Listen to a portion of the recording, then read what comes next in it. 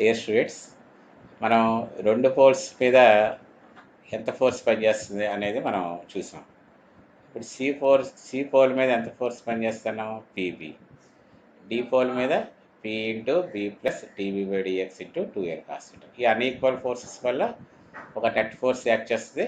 దానివల్ల అది deviates from its own path. Horizontal డైరెక్షన్లో పెట్టింది, దానికి పర్పెండిక్యులర్ డైరెక్షన్ ట్రాన్స్వర్స్ డైరెక్షన్లో డిస్ప్లేస్ అవుతుంది. ఆ డిస్ప్లేస్మెంట్ని మనం ఏమన్నా ట్రాన్స్వర్స్ డిస్ప్లేస్మెంట్, తిరిగే స్థానభ్రంశం. దీన్నే మనం డి అనుకున్నాం. ఇది ఎంత అనేది మనం క్యాలిక్యులేట్ చేయాలి. సో అటామిక్ మ్యాగ్నెట్ యొక్క మ్యాగ్నెటిక్ మూమెంట్ మనం ఎంత అనుకున్నాం? మ్యూ కదండి. మనం ఇది ఆల్రెడీ ఎక్స్ప్లెయిన్ చేసాం. మన అటామిక్ మ్యాగ్నెట్ సి పోల్ యొక్క పోల్ స్ట్రెంగ్త్ ఎంత? పి చెప్పాం. అటామిక్ మ్యాగ్నెట్ యొక్క లెంగ్త్ ఎంత? 2L. దీన్ని మనం ఇందులో ప్లేస్ చేసాం, ఇనోమోయిస్ మ్యాగ్నెటిక్ ఫీల్డ్. ఇప్పుడే కదా చెప్పాం, let the atomic magnet CD making an angle theta with the field direction. Field direction నుంచి ఎంత యాంగిల్ చేస్తూ అది డిస్ప్లేస్ అయిందని చెప్పాను? థీటా. ఇక్కడ జాగ్రత్త చూడండి డెరివేషన్.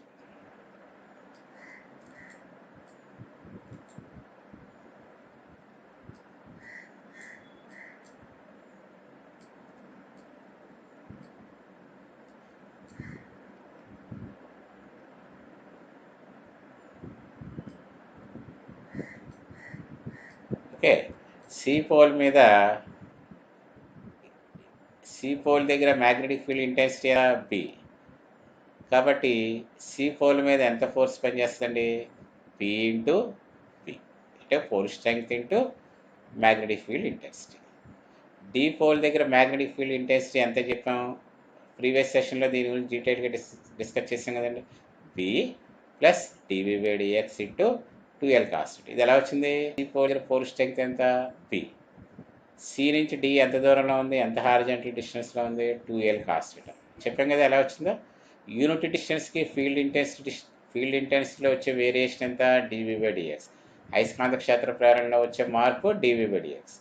అయితే సి నుంచి డి ఎంత క్షితి సమాంతర దూరంలో ఉంది? 2L cos θ. కాబట్టి ఏకాంక దూరానికి డివి బై డిఎక్స్ అయితే యూనిట్ డిస్టెన్స్కి 2L cos θకి ఎంత అవుతుంది? 2L cos θ into dv by dx. Original value B. కాబట్టి డి దగ్గర field intensity B plus dv by dx into 2L cos θ. కాబట్టి the force on a pole D ఎంత అవుతుంది? Pole strength into field intensity P into B plus dv by dx into 2L cos θ. Right. ఇది F అనుకున్నారు, ఇది F అన్నారు. కాబట్టి ఈ రెండు వాల్యూస్ వేరువేరుగా ఉన్నాయి, సమానంగా ఉన్నాయా? వేరువేరుగా ఉన్నాయి. అదే యూనిఫామ్ మ్యాగ్నెటిక్ ఫీల్డ్ అయితే ఇక్కడ పీబీ ఉంది, ఇక్కడ పీబీ ఉంది, కాబట్టి అది డిస్ప్లేస్ అవ్వలేదు. కాబట్టి that net force on the atomic magnet, పరమాణు అయస్కాంతం మీద పనిచేసే ఫలిత బలం అంటే ఓ దాంట్లోంచి ఒకటి తీసేయాలి. ఈజీ కదండి. F is equal to P into B plus dv by dx into 2L cos θ, అంటే ఈ వాల్యూ మైనస్ ఈ వాల్యూ. సో ఇందులోంచి తీసేస్తే P into B PB, P into dv by dx 2L cos θ, రెండు టర్మ్స్ కింద divide చేస్తాం, minus PB. Plus PB minus PB cancel అయిపోయి net force ఎలా వస్తుంది? P into dv by dx to 2L cos θ. ఇది along X axis. But net force equal to P into dv by dx into 2L cos θ. కానీ మనం class స్టార్టింగ్లోనే atomic magnetic మూమెంట్కి formula ఏం చెప్పాం? P into 2L. మీరు ఇంటర్మీడియట్లో magnetic moment capital M is equal to చెప్పాను కదండి, స్మాల్ ఎమ్ ఇంటూ 2L. అక్కడ పోల్ స్ట్రెంగ్త్ని స్మాల్ ఎంతో రిప్రజెంట్ చేస్తాం, ఇక్కడ స్మాల్ పీతో రిప్రజెంట్ చేస్తాం. లెంగ్త్ ఆఫ్ ది మ్యాగ్నెట్ ఎప్పుడూ 2L. Magnetic moment bar magnets విషయంలో అయితే క్యాపిటల్ ఎమ్ అంటాం. Tiny objects like atoms, molecules, electrons అయితే మ్యూ అని రాస్తాం. సో మ్యాగ్నెటిక్ మూమెంట్కి ఫార్ములా ఏంటండి? P into 2L. So P into 2L. ఈ పి ఇంటూ 2Lని మనం atomic magnetic moment. So net force equal to mu into ఈ పి ఇంటూ 2L ఏమైపోయిందండి? మ్యూ అయిపోయింది. Mu into dv by dx into cos θ. వస్తుంది కదండి, ఈజీగా వస్తుంది కదా. సో ఈ ఫోర్స్ వల్ల ఎలా మనం ఏమవుతుందండి? Due to this force only your atom magnet will displaced from its own path. యాక్చువల్గా ఎలా వెళ్ళాలి? ఇలా వెళ్ళాలి, కానీ దాని ఓన్ పాత్ నుంచి ఏమైంది? అది ట్రాన్స్వర్స్ డైరెక్షన్లో డిస్ప్లేస్ అయింది. దాన్నే మనం ఏమంటాం అనమాట? Transverse displacement. దాన్నే మనం ఏమంటాం? డి అంటాం. సో ఇది ఇలా ఉన్నది ఇలా వెళ్ళిందంటే మూవ్ అయినట్టే కదండి. హారిజాంటల్ డైరెక్షన్ నుంచి పెర్పెండిక్యులర్ డైరెక్షన్లో కొంత దూరం డిస్ప్లేస్ అయిందంటే అది దానికి వెలాసిటీ ఉన్నట్టు కొంత లెంగ్త్ అది ట్రావెల్ చేస్తున్నట్టు. సో ఇలా ఉన్న అటామిక్ మ్యాగ్నెట్ ఈ డైరెక్షన్లో మూవ్ అవడానికి అది తీసుకున్న టైం మనం the time taken by the magnet T. అంతే కదండి. హారిజాంటల్ డైరెక్షన్లో ఉన్న మ్యాగ్నెట్ ట్రాన్స్వర్స్ డైరెక్షన్లో మూవ్ అయిందంటే అది కొంత టైము కొంత లెంగ్త్ ఆఫ్ ది మ్యాగ్నెటిక్ ఫీల్డ్లో ట్రావెల్ చేసి మూవ్ అవుతుంది. అప్పుడు ఇట్ అటైన్స్ సమ్ వెలాసిటీ. కొంత వేగాన్ని పొందుతూనే కదండి ఇలా రెస్ట్లో ఉన్న మ్యాగ్నెట్ ఇలా వెళ్తుంది. ఇలా డిస్ప్లేస్ అయిందంటే ఇట్ అటైన్స్ సమ్ వెలాసిటీ. ఆ వెలాసిటీని మనం వి అనుకుందాం. ఇక్కడ జాగ్రత్తగా చూడండి. ఇట్లా ఉన్న అటామిక్ మ్యాగ్నెట్ ఈ విధంగా డివైట్ అయింది. మన కైనమాటిక్స్లో ఈక్వేషన్ ఏంటండి? డిస్టెన్స్కి యూటీ ప్లస్ హాఫ్ యూటీ. ఇది ఇంటర్మీడియట్లో మీ ఫ్యామిలీ. కానీ మనం హారిజాంటల్ డైరెక్షన్లో పెట్టాం first atomic magnet nano waves magnetic ఫీల్డ్లో. అప్పుడు ఇనీషియల్ వెలాసిటీ జనరల్గా మ్యాగ్నెటిక్ ఫీల్డ్ ఫోర్స్ రెండు ఫోర్సులు యాక్ట్ చేయనప్పుడు initial velocity of the atomic magnet is 0. కాబట్టి డి ఈక్వల్ టు ట్రాన్స్వర్స్ డిస్ప్లేస్మెంట్ని ఎస్ బదులు మనం ఏమనుకుంటున్నాం? డి అనుకుంటున్నాం. కాబట్టి D equal to half at square. Ua initial velocity ఏమైతే 0. రెండు ఫోర్స్లు యాక్ట్ చేసిన తర్వాత ఆ రెండు ఫోర్స్లు వచ్చే నెట్ ఫోర్స్ వల్ల అది హారిజాంటల్ డైరెక్షన్ నుంచి ఏమవుతుందనమాట? డివైట్ అవుతుంది. అప్పుడు అది అటైన్ చేసే వెలాసిటీని మనం ఏమనుకున్నామండి? వి. అది ఎంత టైంలో ట్రావెల్ చేసింది? హారిజాంటల్ డిస్టెన్స్ నుంచి ట్రాన్స్వర్స్ డైరెక్షన్లోకి టీ. అప్పుడు అది ఎంత దూరం కవర్ చేసింది? ఎల్ అనుకున్నాం. ఇవన్నీ లెటర్స్ ఎస్యూమ్డ్ పారామీటర్స్. కాబట్టి మనకి ఎంత ఫోర్స్ పనిచేసిందండి? వాల్యూ కనుక్కున్నాం కదా. సో ఎంత ఫోర్స్ పనిచేసింది? Net force mu into dv by dx into cos theta. So according to Newton's second law F equal to MA మన అందరికీ తెలుసు. Net force acting in the atomic magnet equal to MA. Acceleration of the atomic magnet due to this force ఎంత అనుకున్నామంటే ఏ. అంటే force పనిచేస్తుందంటే దానికి త్వరణం ఉంటుందా ఉండదా? ఆ యాక్సిలరేషన్ ఎంత అవుతుందన్నమాట? ఎఫ్ బై ఎం. ఫార్ములాలోకి కొత్తగా ఎవరు ఎంటర్ అయ్యారు? ఎం అంటే mass of the atomic magnet. మీరు సిల్వర్ యాటమ్ తీసుకుంటే దాని మాస్, గోల్డ్ యాటమ్ తీసుకుంటే దాని. స్టెర్న్గెర్లాక్ సిల్వర్ యాటమ్స్తో ఎక్స్పెరిమెంట్ చేసిందండి. కాబట్టి ఇక్కడ జనరల్గా అటామిక్ మాస్ అంటే ఎక్స్పెరిమెంట్లో సిల్వర్ యాటమ్ యొక్క మాస్ వేసుకుంటాం. So F equal to MA, A equal to F by M. And మనకు జనరల్ ఫార్ములా ఏంటి? Velocity is equal to distance by time, or time equal to cross multiply చేస్తే length by velocity. ఎంత దూరం travel చేసింది atomic magnet? L. ఎంత attain చేసింది velocity? Rest నుంచి ఎక్కడికి వెళ్ళింది? వి వెలాసిటీని అటైన్ చేసింది. ఇనిషియల్గా ఎలా ఉంది? రెస్ట్లో ఉంది. డ్యూ టు అన్ఈక్వల్ ఫోర్సెస్ ఒక నెట్ ఫోర్స్ పనిచేయడం వల్ల అది ట్రాన్స్వర్స్ డైరెక్షన్లో మూవ్ అయింది. అప్పుడు అది పొందే వెలాసిటీ ఎంతండి? V. So time equal to formula ఏంటి? L by V. Length by distance by velocity. So L by V. Therefore transverse displacement D equal to formula ప్రకారం ఎంత వచ్చింది మనకి? హాఫ్ ఏటీ స్క్వేర్ వచ్చింది కదండి. But a according to Newton second law a equal to F by M into T square.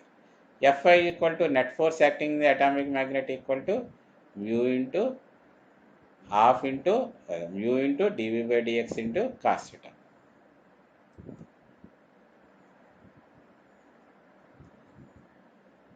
Net force equal to mu into చూడండి mu into dv by dx into cos theta. కాబట్టి ఇక్కడ F బదులు ఎంత వేసాం? Mu into dv by dx into cos theta. T equal to time equal to distance by velocity. ఎంత length cover చేసింది అనుకున్నాం? L. ఎంత వెలాసిటీ అటైన్ చేసింది? వి. కాబట్టి టీ స్క్వేర్ అంటే L square by V square. ఇక డినామినేటర్లో ఎవరున్నారు? Mass of the atomic. ఓకేనండి. సో వేర్ ఎం ఇది mass of the atomic magnet. So transverse displacement half into mu by M into dv by dx into cos theta into L square by V square. దీన్ని ఇంకొంచెం simple form, దీనికి ఏం physical meaning ఏం లేదు. ఇలా magnetic field యొక్క magnetic moment mu అనుకున్నాం. Horizontal axis తోటి ఎంత కోణం చేస్తూ అది ట్రాన్స్వర్స్ డిస్ప్లేస్మెంట్ థీటా. కాబట్టి horizontal component of the magnetic moment ఏమవుతుందంటే mu cos theta, vertical component mu sine theta. కాబట్టి మ్యూ ఇంటూ కాస్ థీటాని మనం ఏమని రాసాం, మ్యూ చూసారా, మ్యూ కాస్ థీటాని మ్యూ బి కింద రాసుకుంటాం. బి అంటే along the direction of the applied magnetic field. So mu B equal to మనం ఏం రాసుకున్నాం, mu cos theta. Therefore transverse displacement equal to half into mu B. Mu B అంటే ఏం లేదండి, మ్యూ కాస్ థీటా అని మనం mu by M into dv by dx into L square by V square. ఇక్కడ జాగ్రత్తగా చూడండి, ఇక్కడ జాగ్రత్తగా చూడండి, mu B is equal to mu cos theta చెప్పాం. డీనే ట్రాన్స్వర్స్ డిస్ప్లేస్మెంట్ అంటాం, ఆర్ మోస్ట్ ప్రాబబుల్ సపరేషన్ అంటాం. ఇక్కడ ఏమవుతుందంటే మనం ఏం డిటర్మైన్ చేయాలనుకున్నాం, మ్యూ చేయాలనుకుంటున్నాం కదండి. లాస్ట్ రిజల్ట్స్లో మనం ఏం చెప్పాం,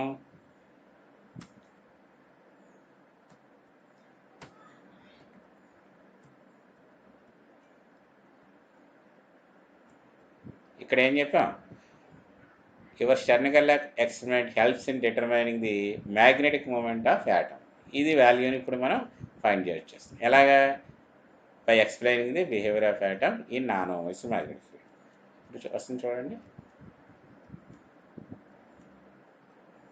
చూడండి ఇక్కడ మనకి రైట్ హ్యాండ్ సైడ్ డి తెలిసిపోయింది, డీని మనం క్యాలిక్యులేట్ చేస్తాం.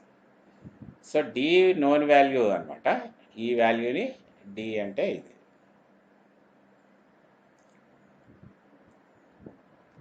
ఈ వాల్యూని క్యాలిక్యులేట్ చేస్తాం. ఇది నాన్ హోమోజీనియస్ మ్యాగ్నెటిక్ ఫీల్డ్లో ప్లేస్ చేయడం ద్వారా అది ఎంత దూరం డిస్ప్లేస్ అయింది. దీన్నే transverse displacement or probable separation or తిరియక్ స్థానభ్రంశం ఏదైనా అనొచ్చు. ఈ వాల్యూని మనం డైరెక్ట్గా ఫైండ్ చేస్తాం ఎక్స్పెరిమెంట్లో. మన ఫిజిక్స్ ల్యాబ్లో ఎలా వాల్యూని ఫైండ్ చేస్తాం, అలా చేసేసాం. అంటే ఇక్కడ ఏమైంది, జాగ్రత్త చూడండి, ఈ డి తెలిసిపోయింది మనకి నోన్ వాల్యూ. ఇంకా ఈ రైట్ హ్యాండ్ సైడ్ ఎక్స్ప్రెషన్లో ఉన్న ఎం తెలుసు మనకి. ఎం అంటే ఎవరు, mass of the atomic magnet. జనరల్గా స్టెర్న్గెర్లాక్ ఏం చేస్తారు, సిల్వర్ యాటమ్తో ఎక్స్పెరిమెంట్ చేస్తారు. నెక్స్ట్ సెషన్లో మనం అది కూడా చూస్తాం. అండ్ ఫీల్డ్ గ్రేడియంట్ తెలుసు, length of the path travelled by the atomic magnet తెలుసు L, velocity attained by the atomic magnet తెలుసు, the angle made by the atomic magnet with the horizontal direction తెలుసు theta. By knowing all these values and LHS, we can estimate the value of the mu. అంతే కదండి. ఈ ఎక్స్ప్రెషన్లో ఇది తెలుసు మనకి, ఇది తెలుసు, ఇది తెలుసు, ఇది తెలుసు, ఇది తెలుసు, ఇది తెలుసు. అన్నీ తెలియడం వల్ల మనకి ఎవరు తెలిసిపోతారు, మ్యాగ్నెటిక్ మూమెంట్. ఈ విధంగా ఆర్ మ్యూ బి అన్నా మ్యూ అన్నా ఒకటే, మ్యూ కాన్స్టెంట్. డేటా తెలిస్తే మ్యూ క్యాలిక్యులేట్ చేయొచ్చు కదండి, ఆర్ ఈ వాల్యూని క్యాలిక్యులేట్ చేస్తాం. ఫోర్త్ రిజల్ట్ మనం ఏం చెప్పాం, స్టెర్న్గెర్లాక్ ఎక్స్పెరిమెంట్ ద్వారా ఒక యాటమ్ యొక్క మ్యాగ్నెటిక్ మూమెంట్ని ఎలా క్యాలిక్యులేట్ చేసాం, డి వాల్యూని తెలుసుకోవడం ద్వారా ఏం చేసామండి, డి వాల్యూని క్యాలిక్యులేట్ చేయడం ద్వారా మనం క్యాలిక్యులేట్ చేసాం. డి వాల్యూని ఎలా తెలుసుకున్నాం, బిహేవియర్ ఆఫ్ యాటమ్ని నాన్ హోమోజీనియస్ మ్యాగ్నెటిక్ ఫీల్డ్లో ఎక్స్ప్లెయిన్ చేయడం ద్వారా. అసమరీత అయస్కాంత క్షేత్రంలో పరమాణువు ప్రవర్తన అంటే రెండు అన్ఈక్వల్ ఫోర్సెస్ యాక్ట్ చేస్తేనే అది ట్రాన్స్వర్స్ డైరెక్షన్లో డిస్ప్లేస్ అవుతుంది. యూనిఫామ్ మ్యాగ్నెటిక్ ఫీల్డ్ అయితే అవుతుందా, అవ్వదు. కాబట్టి ఈ విధంగా మనం మ్యాగ్నెటిక్ మూమెంట్ని డిటర్మైన్ చేస్తాం. నెక్స్ట్ సెషన్లో మనం ఎక్స్పెరిమెంటల్ ప్రూఫ్ కూడా చూస్తాం.